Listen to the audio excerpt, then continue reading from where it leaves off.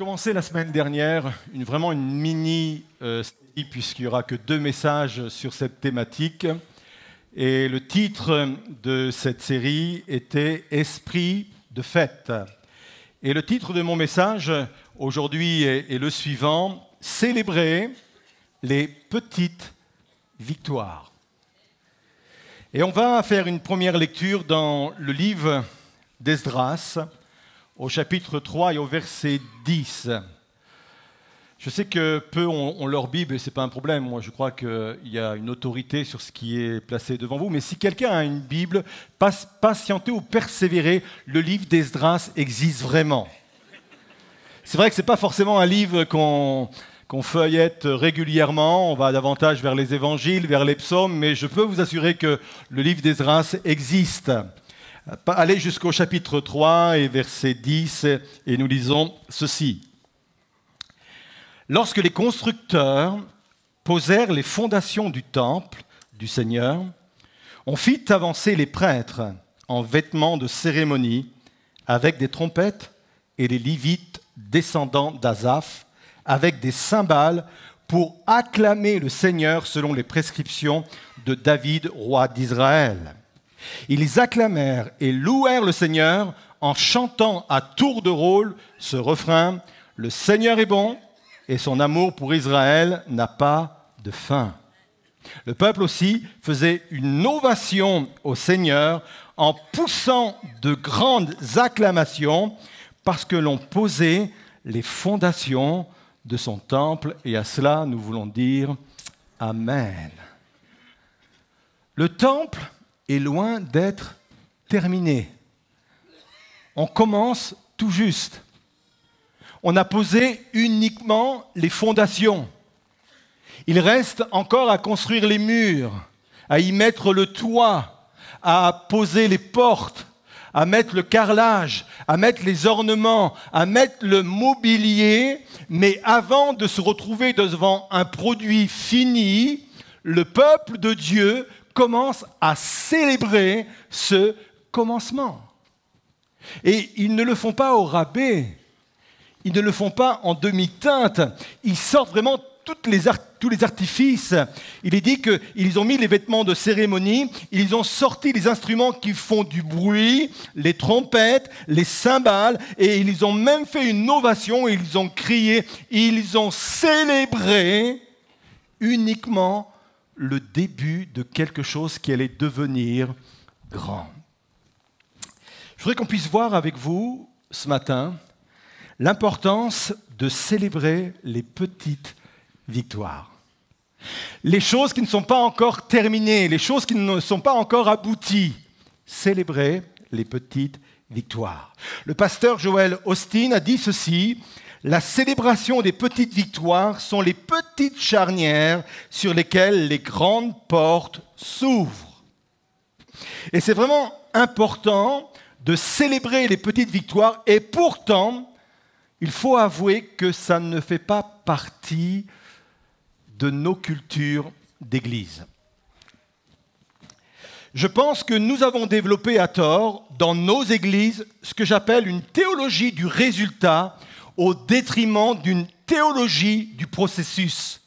Je répète, c'est important, je vais poser cela. Nous avons développé à tort dans nos églises une théologie du résultat au détriment d'une théologie du processus. Dans l'esprit de beaucoup, seul le résultat compte. Seul le produit fini est célébré. Seule la victoire complète est considérée comme étant un miracle de Dieu. C'est vrai qu'il y a des choses qui se produisent en quelques minutes. Il y a des choses qui se produisent uniquement en claquant du doigt. Et c'est une réalité. Mais si on insiste un peu trop sur le produit fini, je pense que c'est dû également à notre historique charismatique et pentecôtiste. Je veux dire par là que pendant des années dans nos églises, on a mis en avant un Dieu des miracles. Un Dieu qui est le Dieu de l'instantané, qui est le Dieu de tout à coup. Et quelque part, on a raison, parce que dans les évangiles, le Dieu que nous servons est le Dieu aussi du tout à coup, de l'instantané. Dans la chambre haute, tout d'un coup, le ciel s'est ouvert et ils furent tous remplis du Saint-Esprit. Dans les évangiles, on voit qu'en un claquement de doigts, des paralytiques ont été guéris, des morts ont même ressuscité, et des démons ont été chassés en quelques minutes. Et c'est vrai qu'il y a cet aspect-là dans notre théologie biblique,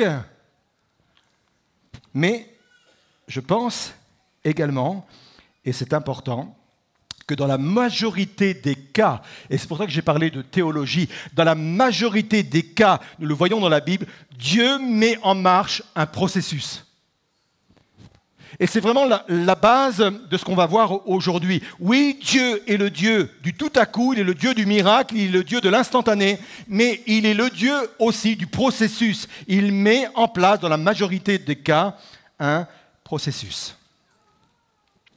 On va donner la définition de ce qu'est un processus, juste pour poser l'instant. Un processus est une série d'actions ou de mesures prises en vue d'atteindre un but particulier. Par exemple, la sanctification, Dieu l'a classée dans le processus. Quand on est nouveau, quand on vit la conversion, on ne devient pas parfait du jour au lendemain. Ça serait génial que d'un claquement de doigts, je devienne parfait. Or, la Bible dit que nous sommes transformés de gloire en gloire, d'étape en étape, de jour en jour, d'instant après instant. C'est vraiment un processus. Puisque notre Dieu est un Dieu de processus, il sait célébrer les petites victoires. Dieu n'attend pas que la victoire soit complète. Par exemple, la Bible dit qu'il y a de la joie dans le ciel pour un seul pécheur qui se repent. Pourtant, c'est loin d'être complet. C'est loin d'atteindre l'objectif final de Dieu. La Bible nous dit que Dieu veut que tous les hommes soient sauvés, même si on le sait très bien, tous ne le seront pas, non pas parce que Dieu ne veut pas, mais parce qu'il y a le libre choix, le libre arbitre.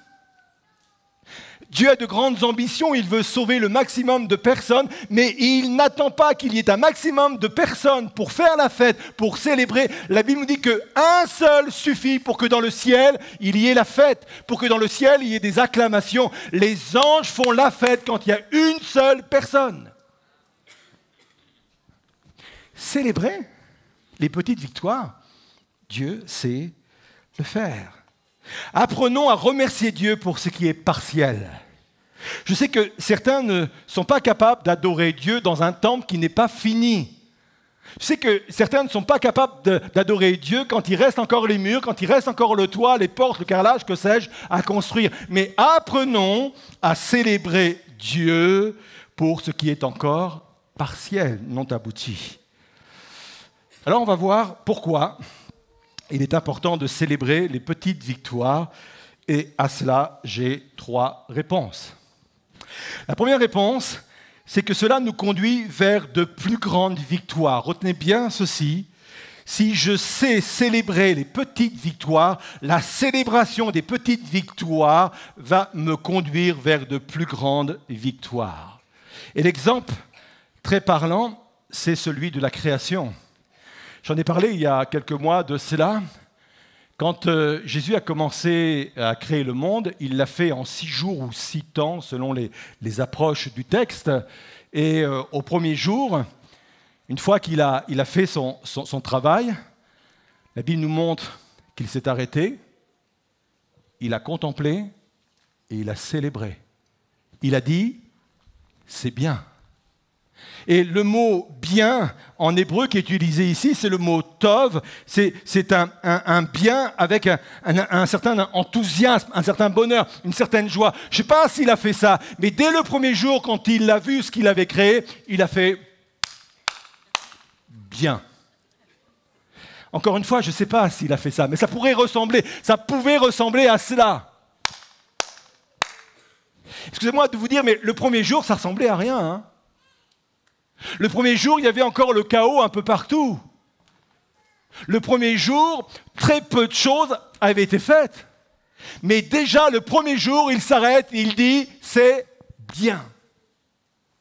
Le deuxième jour, il a commencé à faire évoluer le monde tel qu'il l'avait imaginé, tel qu'il l'avait pensé. Et au bout du deuxième jour, il y avait encore beaucoup de choses à faire. Il a fait quoi? C'est bien.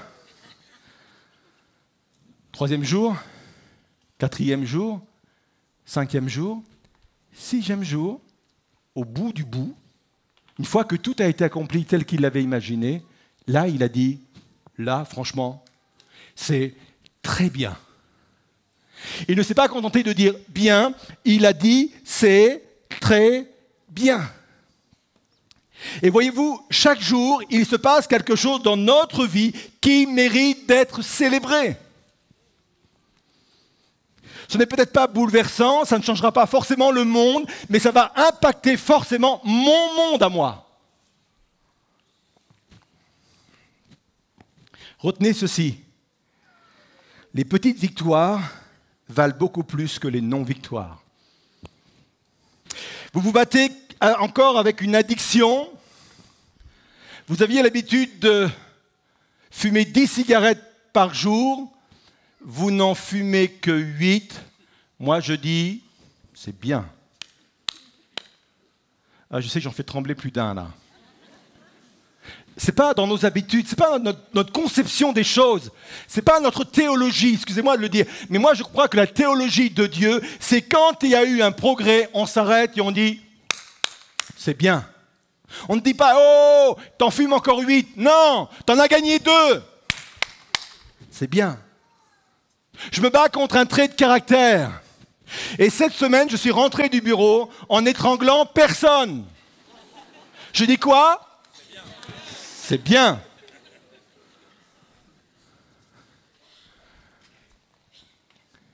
Je lutte contre une tentation, contre un péché. Pendant toute la semaine, lundi, mardi, mercredi, j'ai tenu. Jeudi, j'ai cédé. Vendredi, j'ai repris la barre de mon bateau et ainsi de suite. Qu'est-ce que je dis? C'est bien. J'ai pris l'engagement de me rapprocher de Dieu et d'avoir un temps avec le Seigneur chaque jour, de le prier, de lire la Bible. Et j'ai pris cet engagement-là. J'ai réussi à le tenir lundi, mercredi, vendredi. Bon, dimanche, j'ai le culte, j'ai tout ce qu'il faut. Mais j'ai réussi à tenir. Mais les autres jours, j'ai flanché. Qu'est-ce qu'on dit? Ah, vous retenez vite, hein.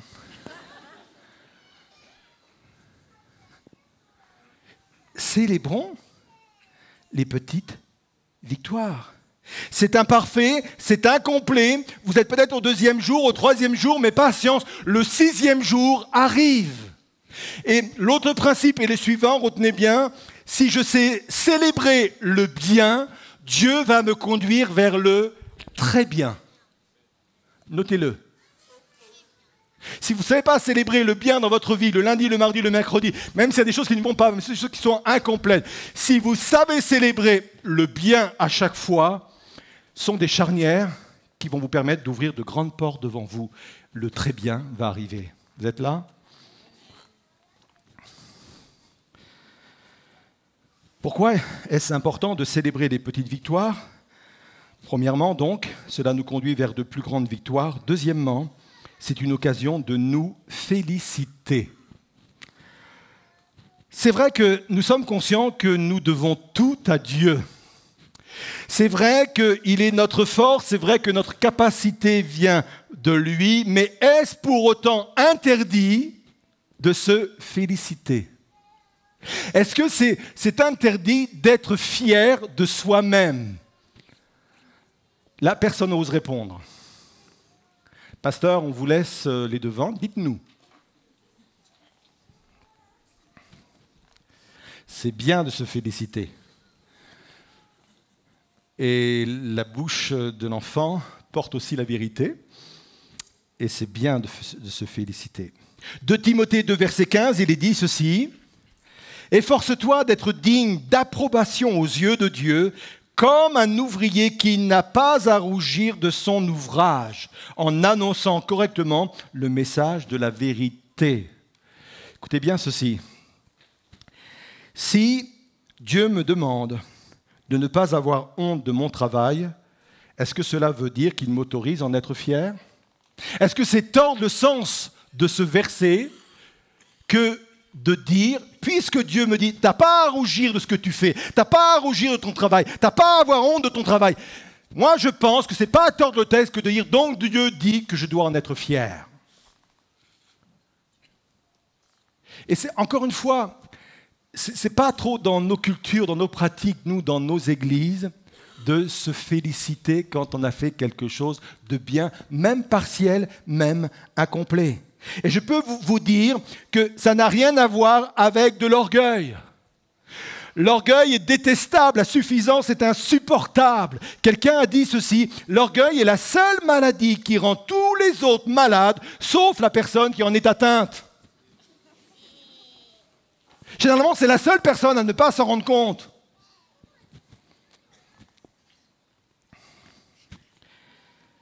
Écoutez bien ceci. Il m'est arrivé de rencontrer des chrétiens orgueilleux, oui, ça c'est sûr. Et je ne citerai personne. Mais le plus souvent, et de loin, je rencontre des chrétiens qui sont très durs avec eux-mêmes. Des chrétiens qui se parlent mal. Des chrétiens qui s'en veulent parce qu'ils ne se sentent pas à la hauteur. Je suis davantage confronté à ce cas de figure-là que le cas de figure des gens qui viennent devant vous se pavoiner avec un orgueil démesuré. C'est souvent le contraire. Moi, je trouve qu'en tant que chrétien, on ne sait pas s'apprécier, on ne sait pas apprécier ce que l'on fait et on est très dur envers soi-même. La Bible dit, c'est Jésus qui va le dire, que toute maison divisée contre elle-même ne peut subsister. Ça veut dire que quand tu es en guerre avec toi-même, quand tu es violent, même verbalement, avec toi-même, tu ne peux pas tenir debout. Tu ne peux pas faire face aux événements de la vie, tu ne peux pas subsister.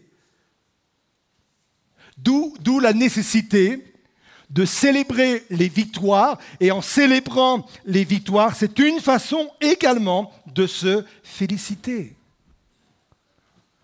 Le légaliste, le religieux, n'arrive pas à se réjouir du travail qu'il accomplit. Et c'est vraiment l'histoire du fils aîné dans la parabole du fils prodigue.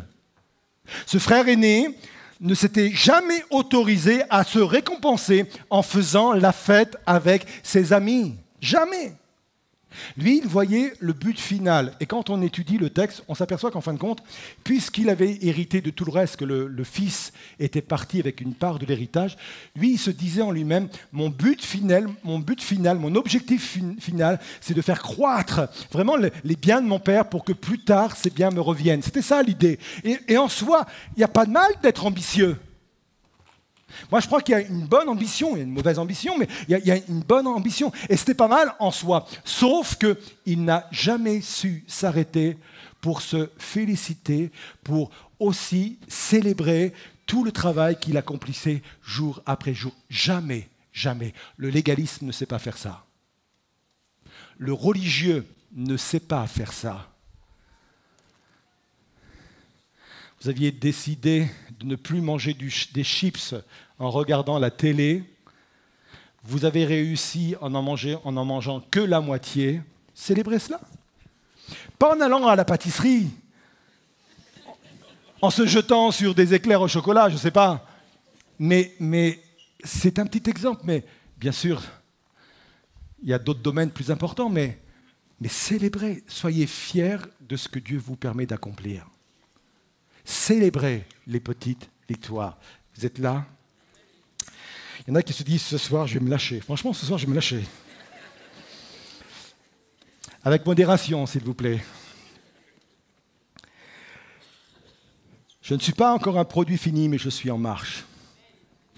On connaît ce texte, hein, et c'est l'apôtre Paul qui l'affirme, et j'en suis fermement persuadé. Celui qui a commencé en vous une œuvre bonne poursuivra jusqu'à son achèvement, on le croit. Ça ne dépend pas que de moi, j'ai ma part à faire, mais j'ai confiance en celui qui va me mener jusqu'au bout, jusqu'au produit final. Je le crois de tout mon cœur. Pourquoi est-ce important de célébrer la petite victoire, les petites victoires? Premièrement, cela nous conduit vers de plus grandes victoires. Deuxièmement, c'est une occasion de nous féliciter. Troisièmement, c'est une façon de retrouver de l'énergie. C'est boostant. Il y a un exemple dans la parole de Dieu qui est très parlant par rapport à cela. C'est le jour où Jonathan, alors qu'il y avait la pression de l'armée des Philistins qui était là, Jonathan, avec uniquement un porteur d'armes, est allé au-devant de l'armée des Philistins et seul, il a tué une vingtaine de soldats et il y a eu un vent de panique chez les Philistins. Ils se sont mis à fuir, ils ont pensé peut-être qu'ils étaient des milliers à se jeter sur eux et ils ont fui, ils ont fui. Et quand Saül a entendu cela, donc le père de Jonathan, il dit « Mais qu'est-ce qui se passe ?» On lui raconte les faits. Et Saül va envoyer son armée pour achever complètement la victoire sur les Philistins. Mais en faisant cela, il va mettre en ordre un décret complètement stupide.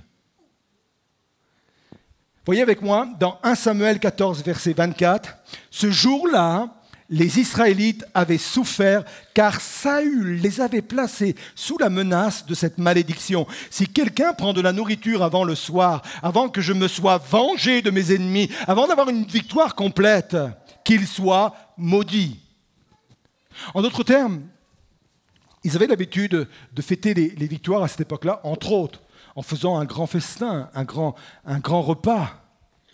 Et en quelque sorte, Saül est en train de dire « Personne n'aura ne serait-ce le plaisir de manger tant que la victoire ne sera pas achevée. » Tel était l'ordre du roi. Et c'était comme une malédiction s'il transgressait cet ordre.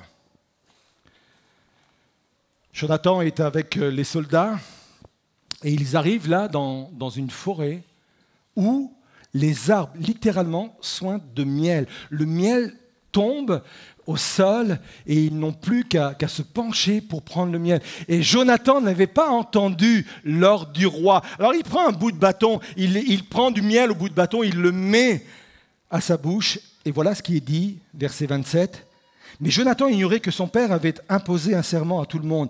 Il étendit le bâton qu'il venait, en trempa l'extrémité dans un rayon de miel, le ramena à sa bouche, alors son visage s'éclaira. » Et quand l'armée du peuple d'Israël a dit « Mais tu sais, ton père a mis un décret, une malédiction. » Il va dire ceci, verset 30. « Si tous les soldats avaient pu aujourd'hui se nourrir grâce au butin pris à leurs ennemis, la défaite des Philistins en serait maintenant beaucoup plus grande. » En d'autres termes, il dit « Mais c'est stupide !»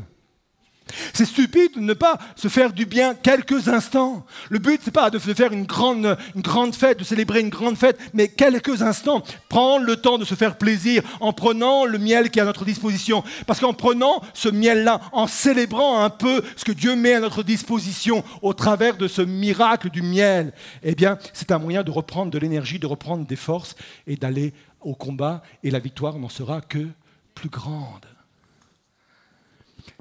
Les moments de célébration sont des moments où on se ressource. Les moments de célébration, ce sont des moments où je retrouve de l'énergie. Je voudrais dire peut-être à quelqu'un ce matin, prends du miel. Peut-être qu'il y a plein de choses qui sont encore incomplètes dans ta vie. Peut-être qu'il y a des combats encore qui subsistent. Peut-être qu'il y a des tentations auxquelles tu cèdes encore. Peut-être qu'il y a des addictions qui demeurent ou perdurent encore dans certains domaines. Prends du miel quand même aujourd'hui. Célèbre ce que Dieu a déjà accompli en toi. N'attends pas d'être au bout du bout pour faire cela. Célèbre maintenant. Dis merci. Remercie le Seigneur pour cela. Fais la fête spirituellement parlant devant le Seigneur par rapport à cela. Prends du miel. Et c'est parce qu'ils sont autorisés, parce que Jonathan s'est autorisé à prendre du miel, que son visage s'éclaira, dit la Bible. Je ne suis peut-être pas arrivé là où j'aimerais aller, mais je ne suis pas non plus à mon point de départ. Je suis en chemin. Alors, je veux vraiment mettre ce culte sous le signe de la célébration, vraiment. Peut-être que dans cette année 2023, beaucoup de choses ont peut-être été pas excellente. Peut-être qu'il y a eu des choses négatives qui se sont produites. Moi, je t'invite ce matin à célébrer le positif dans cette année 2023. Peut-être que tu as un problème avec l'endettement. Peut-être qu'il te reste encore beaucoup à couvrir, mais tu as commencé déjà à rembourser. Célèbre le Seigneur pour cela. Peut-être que tu te bats contre une addiction, peut-être que c'est l'alcool ou autre chose. Ça te conduit ou conduisait dans peut-être des travers, mais tu as pris la décision, il y a quelques jours, quelques semaines, quelques mois, d'inverser tout cela. Tu as pris position devant Dieu. Célèbre cela. Peut-être qu'il y a un trait de caractère qui est plus fort que toi. Peut-être que régulièrement, tu te mets en colère chez toi, contre tes enfants, contre ton conjoint ou même au travail. Peut-être que, mais tu en as pris conscience. Ou peut-être que tu en as même pris conscience ce matin uniquement. Peut-être que voilà, tu as pris des résolutions devant Dieu. Célèbre ce commencement-là. C'est le premier jour. Mais dès le premier jour, Dieu a dit en voyant la création. C'est bien. Célèbre.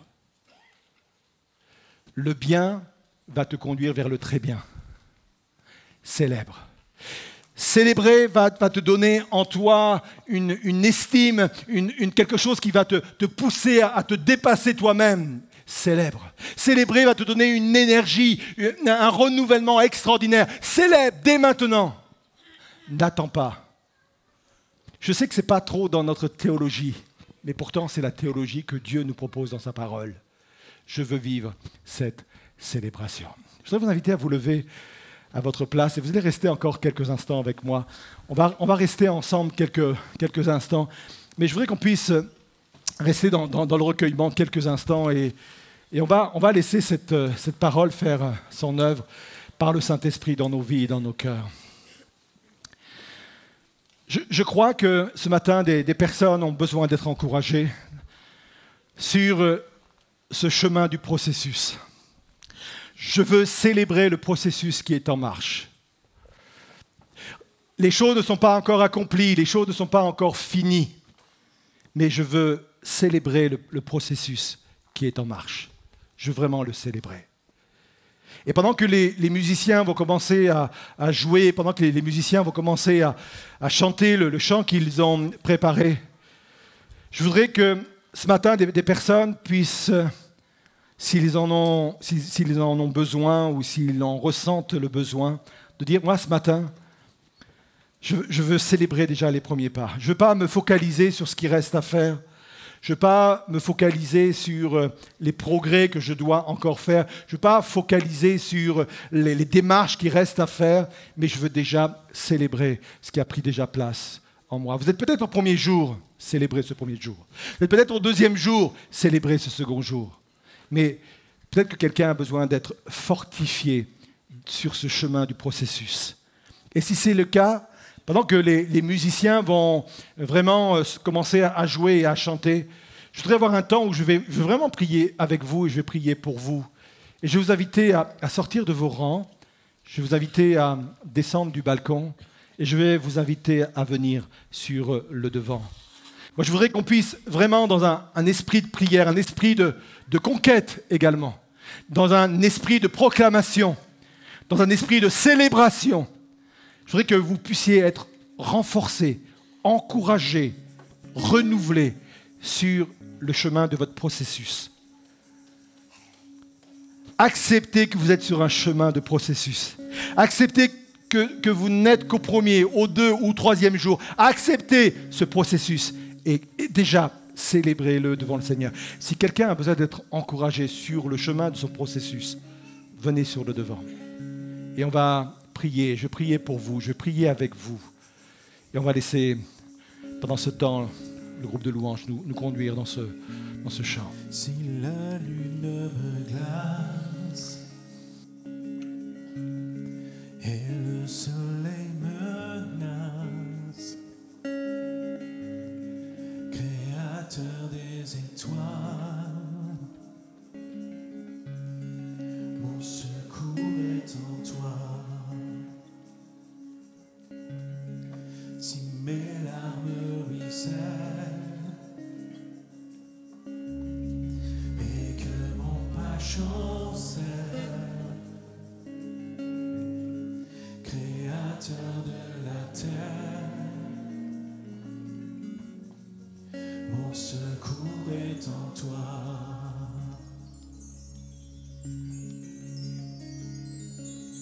Je lève les yeux vers les hauts sommets. Toi seul est mon Dieu. Je proclamerai.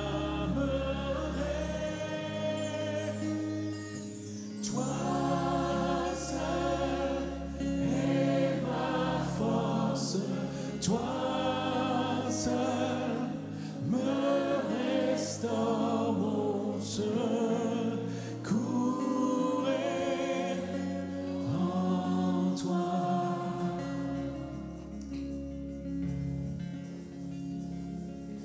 Toujours tu me portes, jamais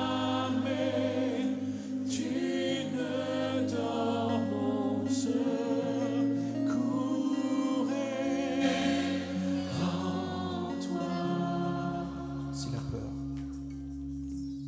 Si la peur m'envahit et que mon âme chapit, Créateur de la vie, mon secours est en toi. Je lève les yeux. Je lève les yeux vers les hauts sommets. Toi seul est mon Dieu. Je proclamerai. Toi seul est ma force. Toi seul me restaure mon secours est en toi.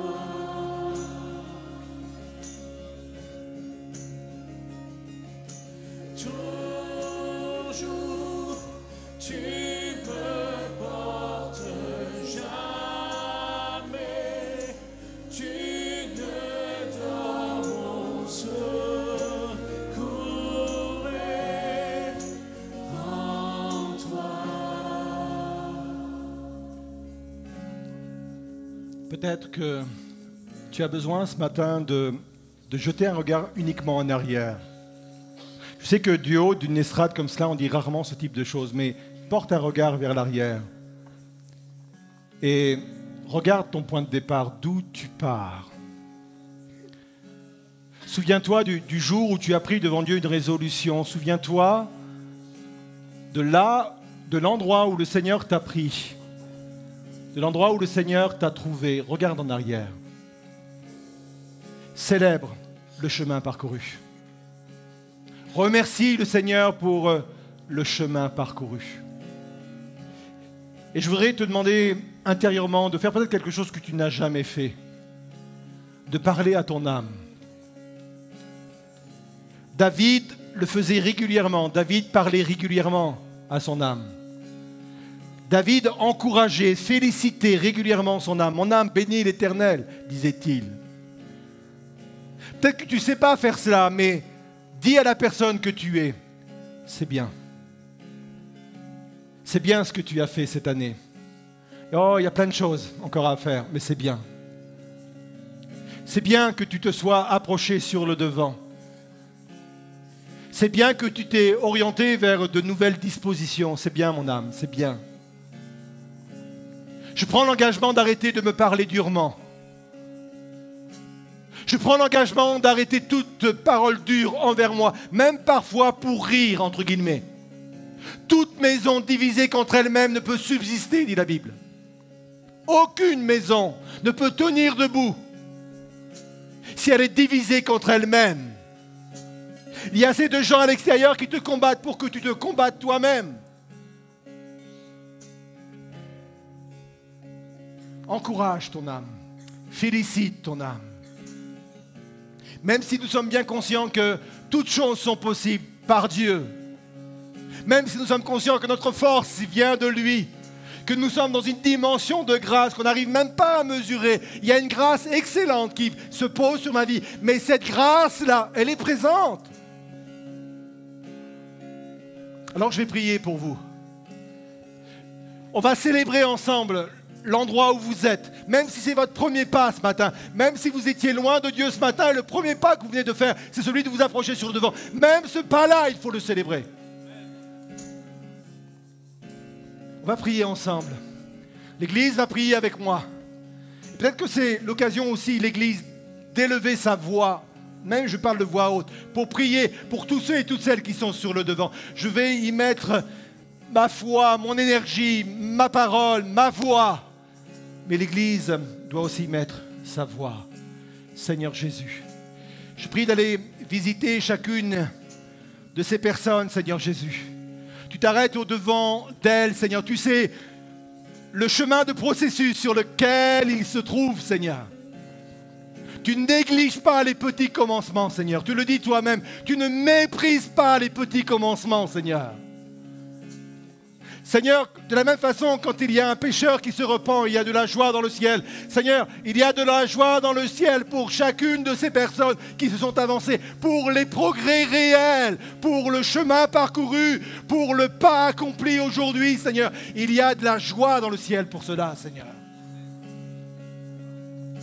Viens les encourager dans l'étape où ils sont aujourd'hui, Seigneur. Seigneur, qu'ils ne soient pas envahis par le bout de chemin qui reste à faire, mais qu'ils soient encouragés. Seigneur, qu'ils goûtent de ton miel ce matin, Seigneur. Qu'ils mangent de ton miel, qu'ils se rassasient de la grâce que tu mets à leur disposition maintenant, qu'ils se nourrissent du miel que tu leur proposes, Seigneur. Viens les bénir, viens les fortifier, viens les relever. Viens consolider, Seigneur, l'endroit, leur position actuelle, la position spirituelle, physique, matérielle dans laquelle ils se trouvent. Viens consolider cette position, Seigneur. Alors oui, Seigneur, on va proclamer que notre force est en Christ, notre espérance est en Christ, notre attente est en Christ. Tout vient de lui. Mais ma position est importante ce matin, on veut le proclamer à nouveau. Oh. Ta victoire. Ta victoire, mon espoir, ton chemin, mon destin, ton salut, mon refuge, tout est en toi. Ta victoire, mon espoir, ton chemin, ton destin, ton salut, mon refuge, tout. Ta victoire, ta victoire, mon espoir, ton chemin, mon destin, ton salut, mon refuge, tout est ta victoire, mon espoir, ton chemin, mon destin, ton salut. On reprend avec plus d'intensité, ta victoire, mon espoir, ton chemin, mon destin, ton salut, mon refuge, tout est ta victoire, mon espoir, ton chemin, mon destin, ton salut. Encore plus d'intensité, ta victoire, mon espoir, ton chemin, mon destin, ton salut, mon refuge, tout est en toi. Ta victoire, mon espoir, ton chemin, mon destin, ton salut, mon refuge, tout est en toi. Amen. On peut acclamer le Seigneur, effectivement. On peut l'acclamer. J'aime, parce que c'est biblique, j'aime ce qu'on appelle les mimes prophétiques. Je crois que physiquement, Dieu nous demande de faire des choses qui ont une incidence spirituelle. On le voit notamment chez les petits prophètes. C'est ce qu'on appelle un mime prophétique.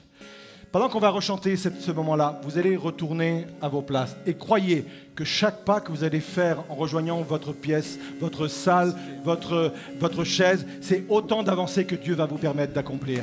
C'est autant d'avancées, autant de pas supplémentaires. C'est un mime prophétique, on le proclame, parce que la foi et le salut est en Christ. Ton salut est ton refuge dans tout. Ta victoire, mon espoir, ton chemin, mon destin, ton salut. Ta victoire, ta victoire. Ta victoire, mon espoir, ton chemin, mon destin, ton salut, mon refuge, tout est en ta victoire, mon espoir, ton chemin, mon destin, ton salut. Une dernière fois avec une grande intensité. Ta victoire, ta victoire.